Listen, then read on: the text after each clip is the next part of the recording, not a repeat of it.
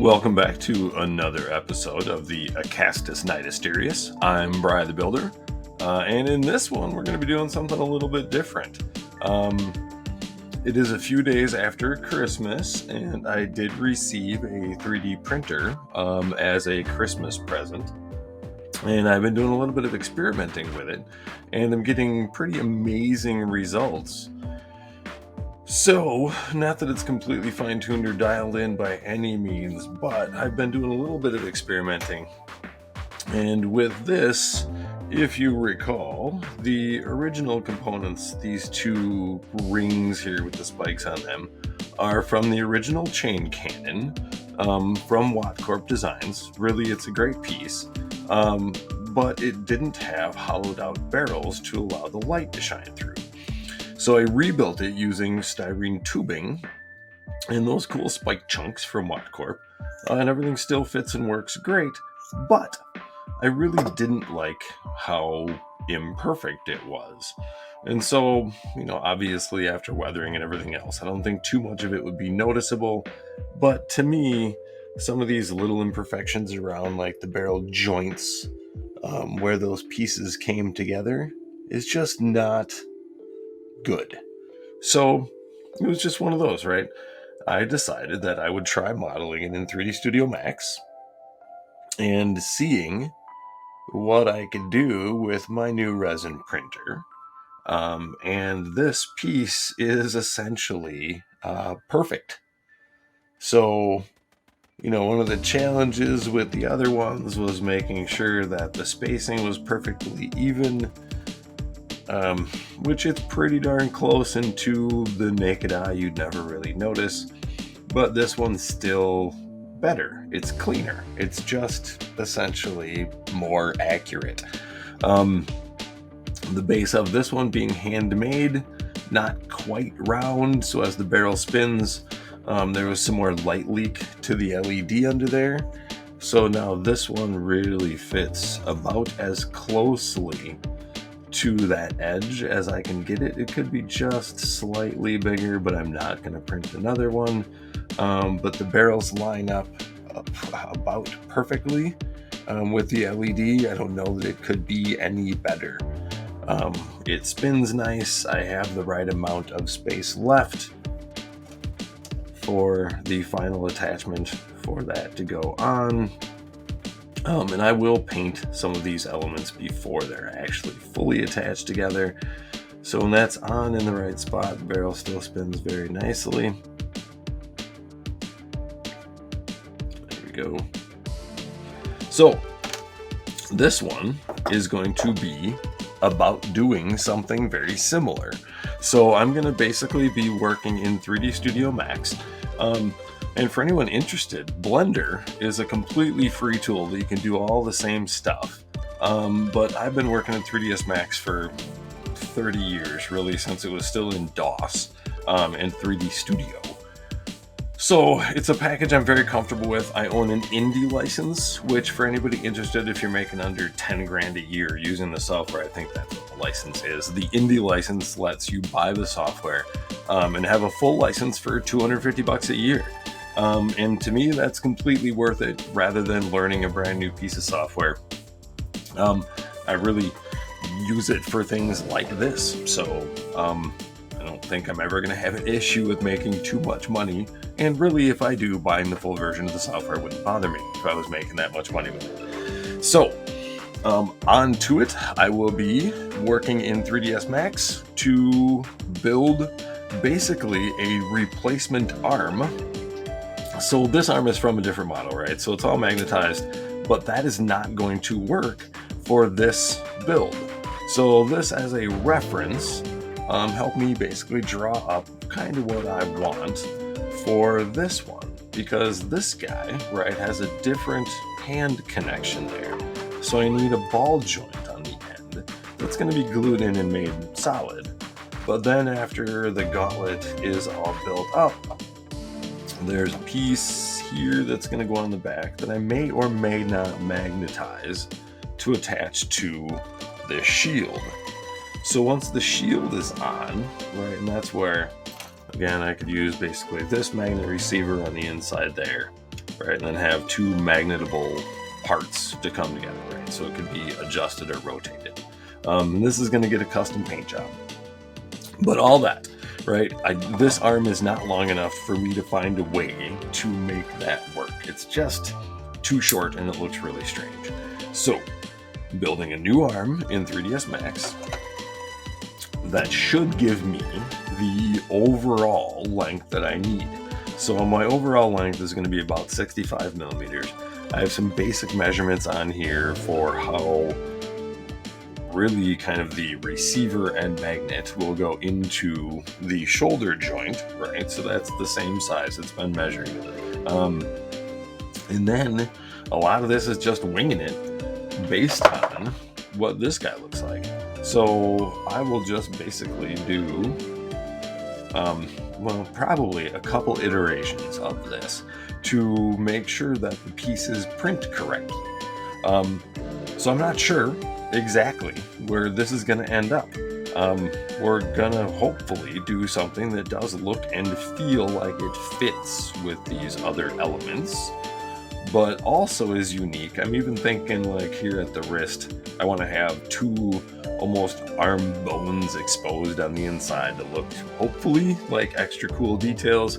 A thinner piston on the front, some fatter pistons like these on the back. And I think it should end up being really cool. And I'm going to need a left and a right. Excuse me. Because while he's potentially, at least, I mean, they're all magnetized, so it can be swappable. But while he's got the shield, he's also going to have the giant warhammer in the other hand.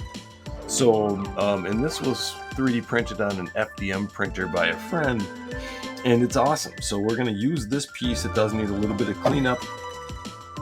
There's no need for me to rebuild and reprint this whole thing. This is actually a great part. It just needs a little bit of like smoothing out on the top there where the FDM lines are all really noticeable. So other than that, I'll be jumping into 3ds Max to build something based on these rough sketches to end up being a brand new arm for this Acastus Knight. And as I do all of this, if anybody is interested and wants the STL files, just drop me a message, and I will find a way to post them somewhere and give them to anyone who wants them. All right, so on to 3D Studio. Okay, so now that we have everything set up, knowing that we're going to be able to print this the way we want, I am going to at least just start kind of creating some of my basic elements that I know I'm going to need. Like I know the ball joint at the end is going to be an 8mm sphere, and I'm going to need, so if it's an 8mm sphere, it's a 4mm radius, so I'm actually going to do a keyboard entry 4mm, and then let's kind of move that out of the way. So as a 4mm radius, that's 8mm across.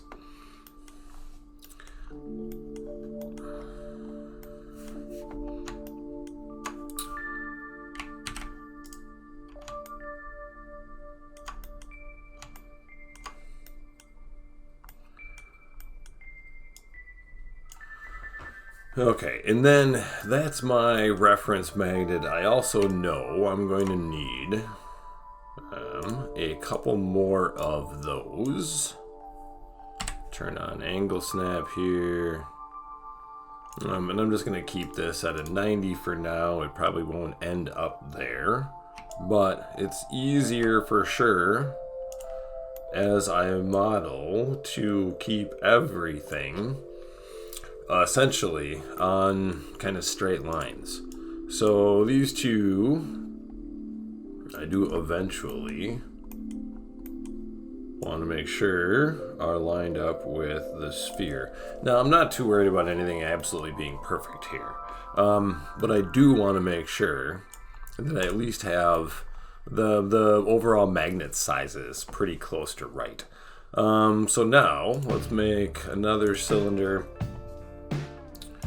somewhere. Basically, it's going to be attached to the sphere.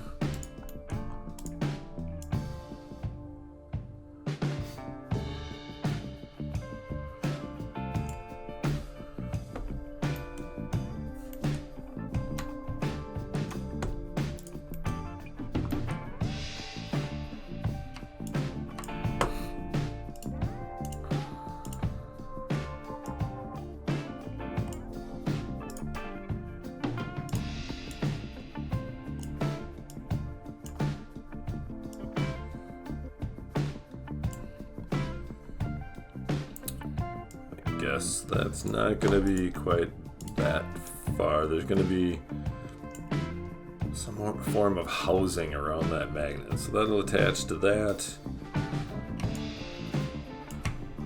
So as an idea of a radius and an ulna here, they're definitely too thick. I want to be able to see between them. And I don't know if that's going to work. It might not. That might not be smart or practical. It might look really cool and just really not be the right way to do it. If I separate them a little further, I can at least make one of them a little thicker.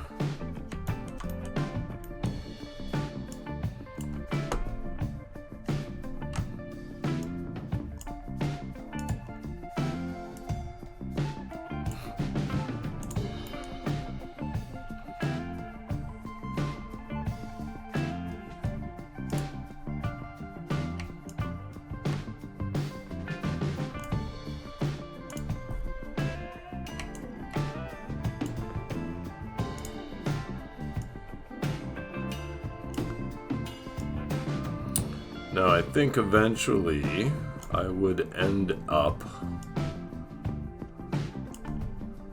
kind of carving that out. So I want to make sure it's actually big enough. Although, maybe this one, we have the same diameter.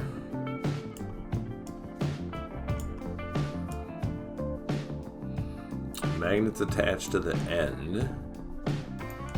Then this one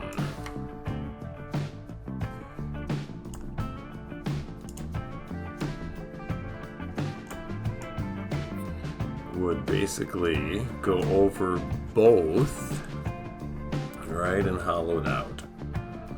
That could be cool.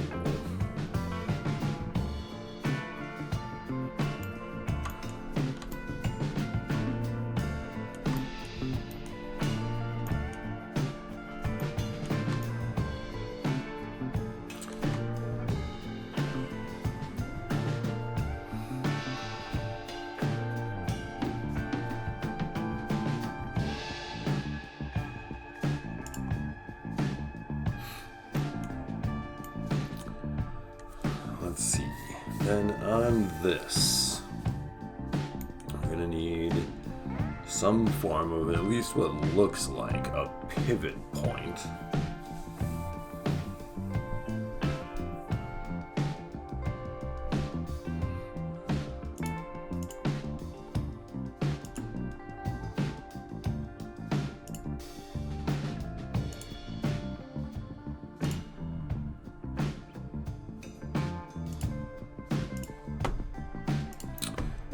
Then just take that vertex and we should be able to go fill it, maybe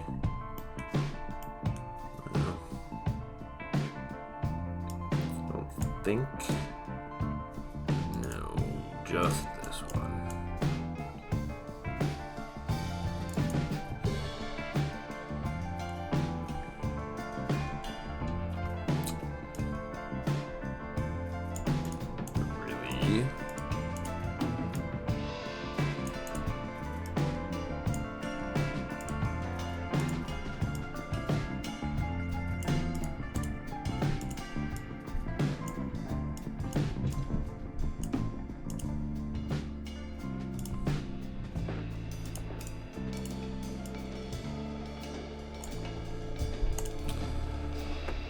Now, alright, if I want to be really accurate about this, All right, let's do something completely different. Throw that away.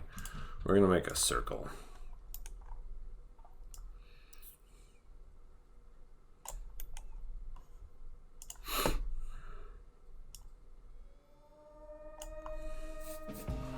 All right, now I'm going to make a rectangle.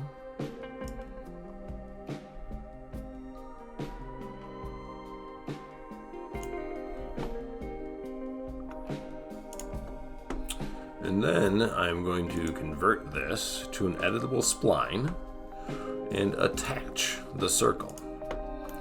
Then, if I'm here at the spline level, I can use Boolean and union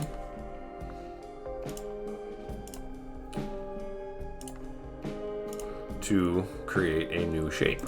Now, if I go back to vertex here, I think we can just delete that vertex, double check, make sure I only have a single. See, there's two vertices there, so I definitely want to find my weld and make sure I weld those two together into a single vertex.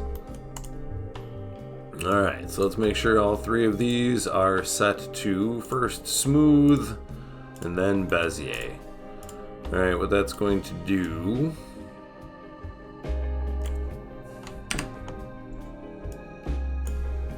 is kind of reset all the tangent handles.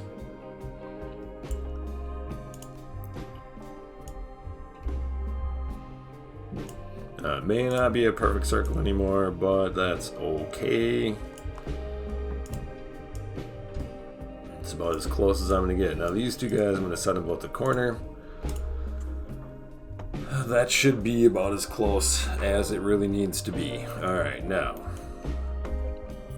we can essentially just extrude this. And now a lot of this might not end up actually in the final finished model here. I'm not sure.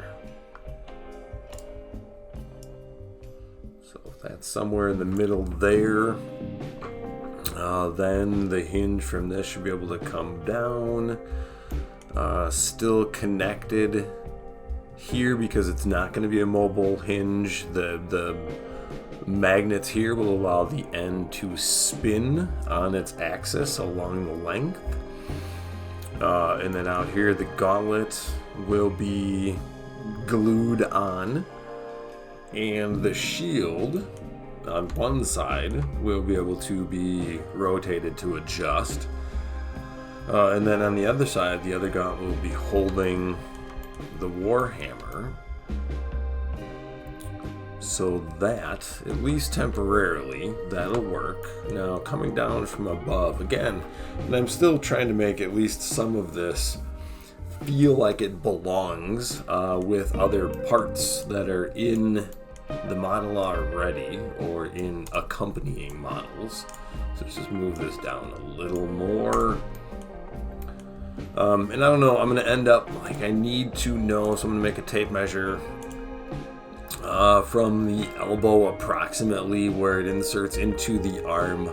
I need this to be about 65 millimeters to where it attaches to the wrist. So as I drag that down, I can see the length of that tape measure right in this range is 65. So then literally, if I just drop this straight down from the ball joint, right, I'll know that that point is at the 65 millimeter mark, and this is going to end up getting rotated. But all of that means that really, like, if that were to come straight down, that's not going to be quite long enough end to end to match up with where I know this is going to end up kind of needing to be. So it's all good. I just need to continually realize, and I'm going to have to make some adjustments to the size and length of all of these parts as I go. So that said, let's go ahead and actually make another shape up here at the top. So I'm just going to make this one right off the bat that kind of fits around this magnet.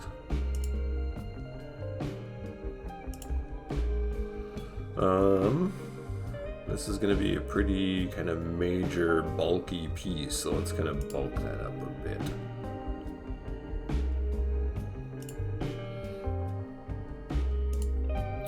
And this does tie into some of the other elbow joint parts.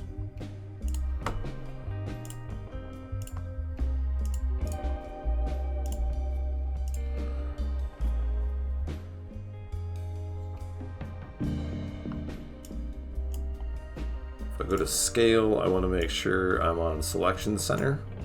Then I can scale horizontally. And I know that's a perfectly straight line.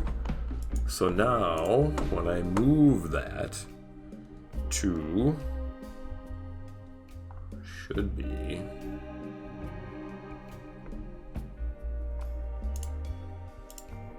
there, that's odd. So I'm just going to move them actually both to 0 on the X. And then it's perfectly straight. That way, when I add a lathe modifier, I now have a pretty simple object that surrounds that. So let's up this. And as many of these pieces as possible at the end of this are going to end up getting subdivided and retopologized in Max. The resurface tool is kind of ridiculous now, so none of this is probably going to stay quite like this. Maybe let's go ahead to this. And the nice thing about these is I can always go back and add stuff.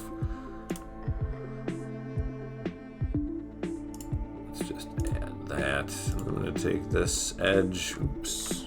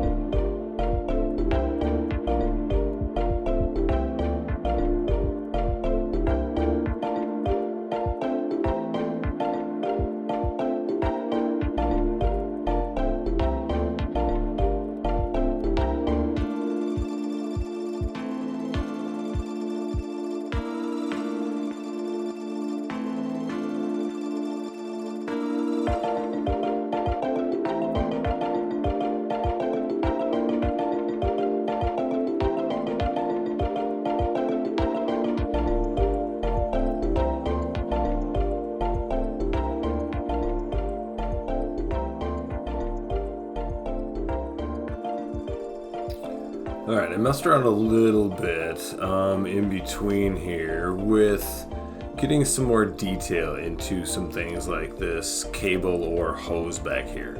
So I'm actually going to redo a couple of things and then just kind of start fine-tuning and adding detail, and kind of going in and making adjustments to some things. Basically, I'm going to kind of bring this back to flat. I'm going to take this whole piece and really kind of just move it under and encompass the end of that, to have a better attachment point for the hose, get rid of the stupid little block.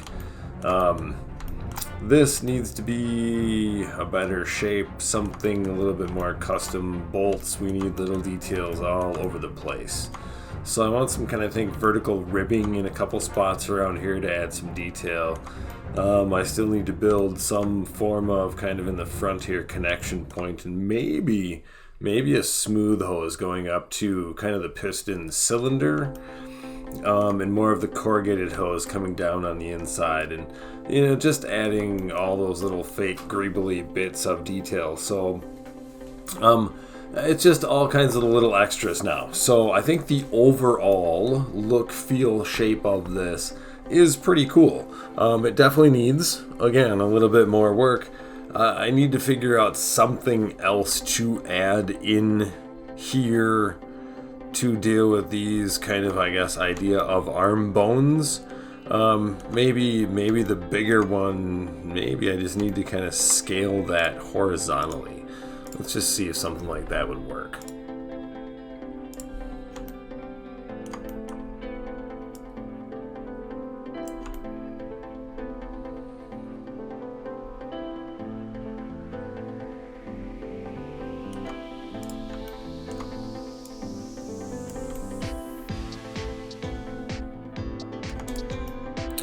Yeah, really, honestly, I kind of feel like just making those oblong, oval, instead of perfectly round, added a bit there. And then with some bolts and extra fun stuff like that, I think that's going to be cool. Right, again, just more details. So, here we go, back to it.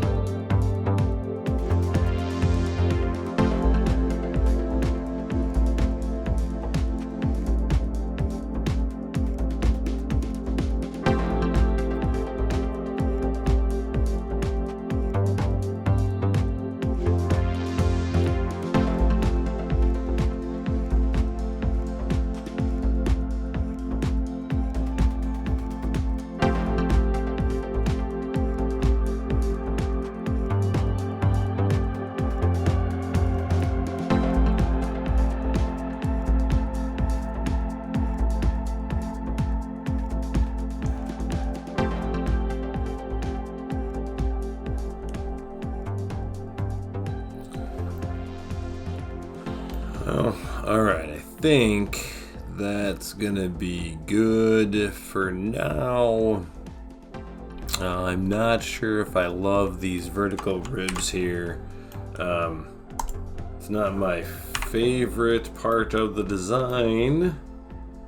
It might look pretty cool once it's printed in there. It just adds another element of detail. I love these hoses.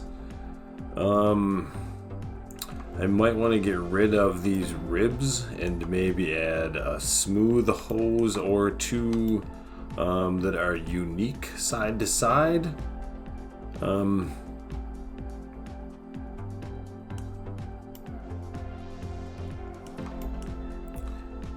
Let's fatten these up just a little.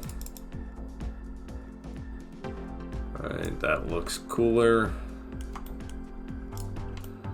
One nice thing about doing this the way I did, with essentially all of these pieces really being instances, if I want to change the size of any one of these guys, I can change a whole bunch of them at the same time.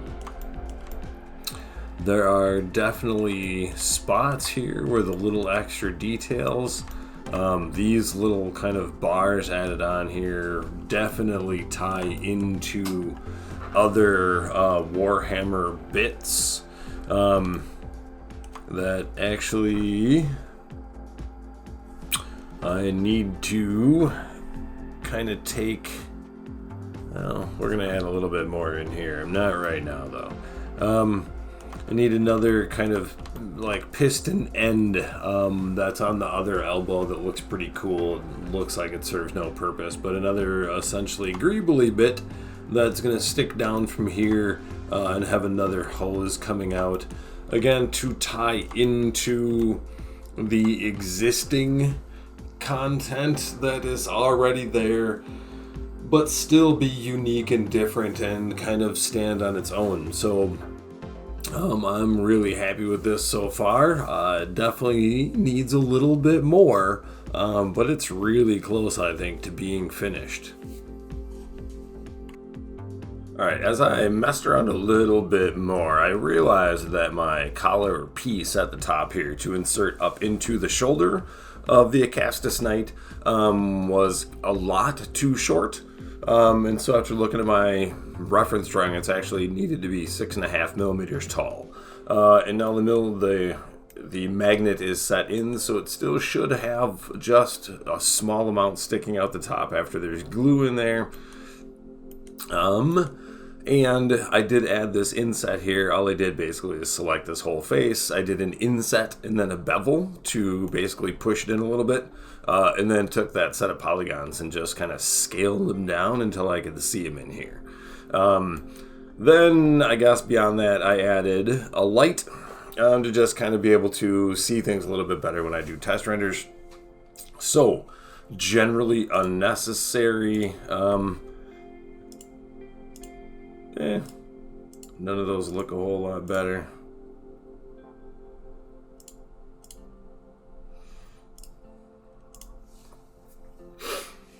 Alright, so now the last couple things I want to do. I think overall most of this is good. I do think I want to add a little bit of a bevel to a couple more of these cylinders. just because those perfectly square corners, at the scale they're going to be printed at, you're never going to really notice, but they should actually be beveled a little bit anyway. I think this needs something more to it. So, I don't know, maybe another small like ring around here, or maybe through the middle here, some form of bracing or spacers. But a little bit more, and then another little piece that's similar to this underneath that has another little cable or wire going to it. So, and I don't know, maybe another little cable or wire type thing going to this cylinder. But we'll see. So that's the idea, but I should be finishing up this here arm piece pretty quick. It actually is coming together pretty nicely. So I think it's going to look really, really cool once it's all printed and magnetized and in place. It should look like it belongs there.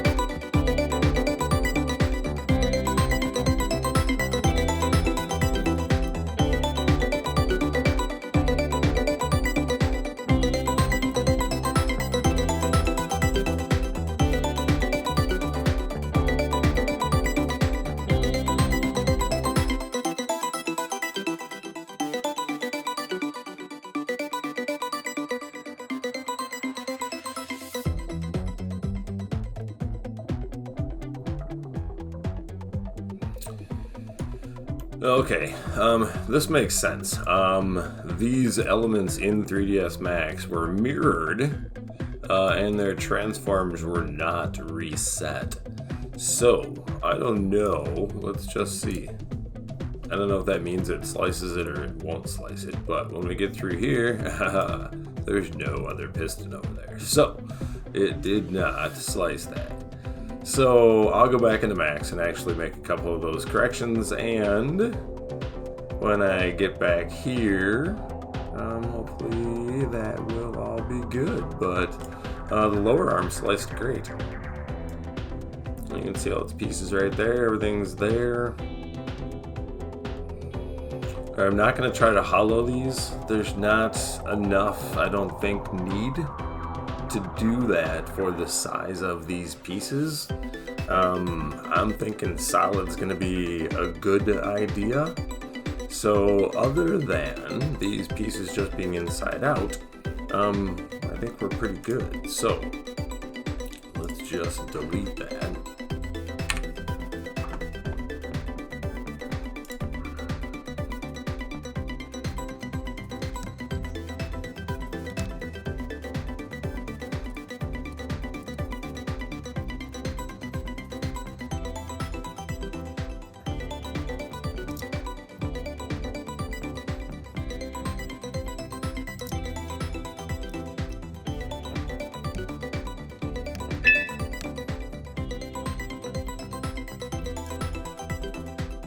Oh, darn it. Missed that piece. Okay, otherwise... Oh, looks like I actually missed a piece there. Doesn't even exist on that side. Okay, we're close. Alright, delete that again.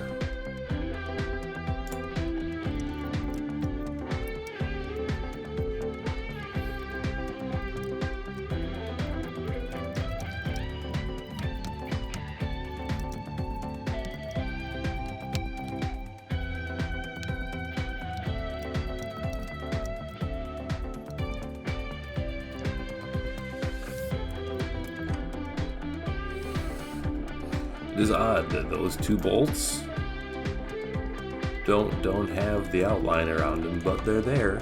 They're selected, and they seem to have loaded into the slicer. Alright, so let's try that again.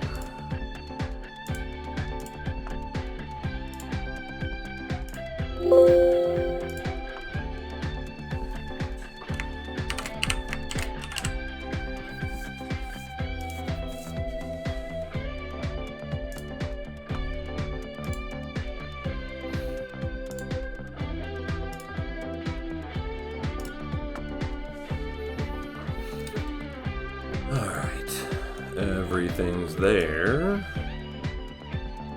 and nothing appears to be inside out.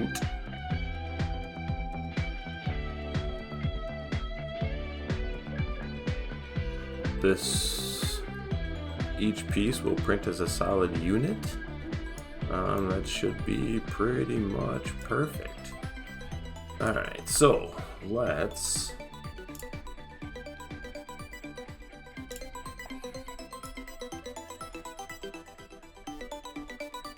and I'm not going to worry about anything except adding supports. Let's go back. I want to select them both. And then the light support seemed to be working really good for me. The default when I got it was medium. And the light seems to be able to get to a lot more of the little undercut places that it wants to place supports. So I don't know, I'm just hitting plus all, and it seems to do a really good job. So let's see how that slices.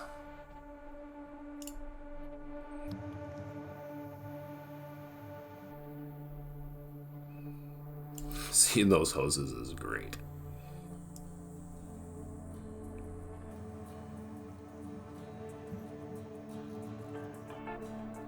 Well, I don't know. I feel like that's really good. Let's check for islands. I don't think there are any.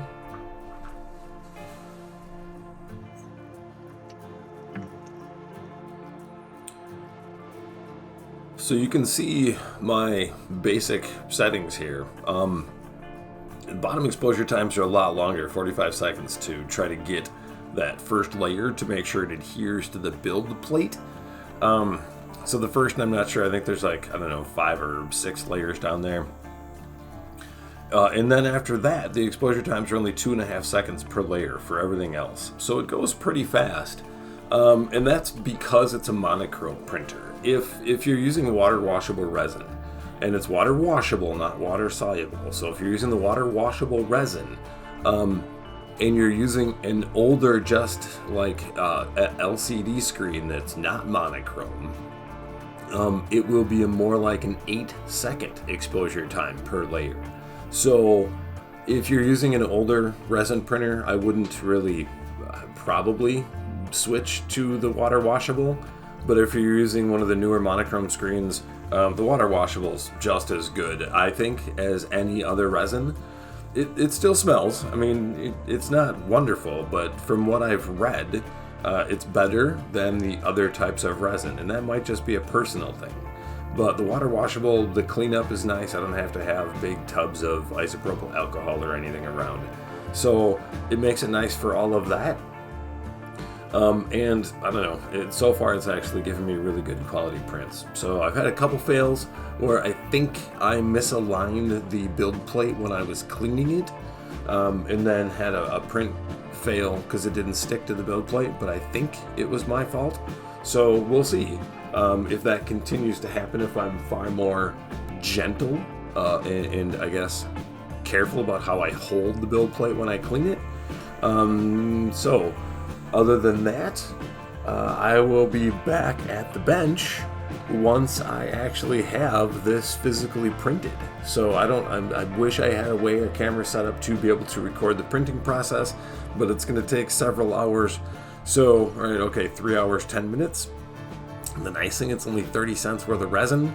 I believe, and I put it in as basically this liter of water washable was $40, and I'm not absolutely positive about that, but I'm sure it's pretty close. So if that was $40 for the jar, the bottle, this is only a 30-cent bottle. So, oh, you know what? I actually need, well,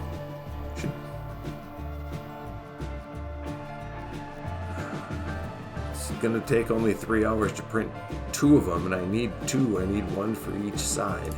So we are going to, I think, can I copy paste?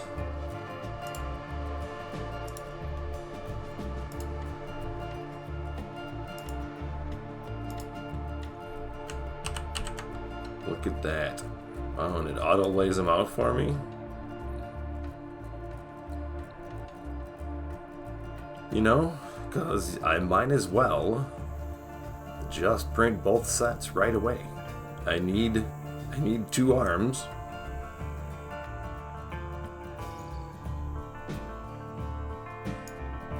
Well, let's go for it. All right, everything's sliced, ready to go. Oh, it's not sliced. Okay, so now we need to slice it again.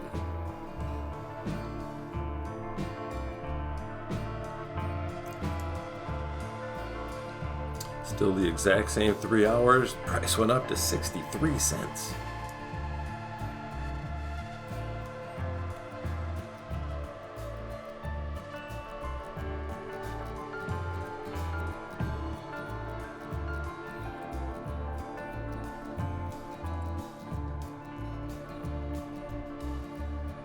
I'm just looking to make sure all the little overlaps between the individual model parts actually are overlapping very nicely. So I think that looks pretty fantastic. So let's save this, and I will get this plugged into the slicer, or into the printer, and get that going. And I'll be back in a little while. All right, so from a 3D modeled object in 3D Studio Max to a final 3D printed part. Now, it may be noticeable that there are 2 different forearm pieces here. After printing out the first batch with these 2 upper arms and these 2 forearms, and holding these pieces together, right, because that ball socket's going to go into the end of the hand, it just was meh, way too wimpy. So I just jumped back in 3ds Max and kind of beefed it up a little bit. And let's see, like the thicker bone should be on the pinky side. At least it's what I'm thinking, right? So that, like the collar there actually kind of sticks out past the wrist end a little bit, so you can see it. Here, the original one, it was all sunk in there. You couldn't see it at all. So I think just jumping back into Max and making that a little bit bigger works out really well. I also made it so the end of this has a bit of a magnet holder. So now, rather than these pieces just completely butting up to that, the magnet will be slightly recessed into there, and then also should be able to slightly recess into that to meet up to the other magnet. And then it should be a nice positive lock. It's still got a slight step down to it, so it's got the nice detail element. It'll be able to spin there to allow more rotation or flexibility with the hand, but having that as a kind of locked joint works really nice. So I don't know if you can't tell in that view, but as I get in a little closer here, the amount of detail that came through in the print really is kind of ridiculous. Hopefully you can actually see the ribbing in that tubing that all printed really well. So once these pieces are painted and attached, it should be really, really pretty fantastic looking. I do feel like it fits, like visually, aesthetically, with other components. So, in some custom pieces, obviously. So it's not identical, but it does still look like it fits in with this world. So once that's painted, it should look really cool. I love the idea now that I can, if I need a custom piece, figure out size-wise exactly what it needs to be, model it in 3ds Max, and then print it and have the part that I need. Much less expensive and faster than ordering things off Etsy or anywhere else. And I can get some amazing quality stuff online that, as far as the modeling time in 3D, it's non-existent if I just buy it online. But the modeling time in 3D is also kind of fun. It's just another way to build things. So that said, I'm going to wrap this one up with all these really cool printed parts. I will, I think the next video, actually be assembling the arms. This one with all the 3D stuff, I think has just gotten long enough. So in the next one, we'll actually be assembling all of the arm, warhammer, and shield components, which should then finish up pretty much all the extra bits and pieces except for the armor that's going to go on to our knight.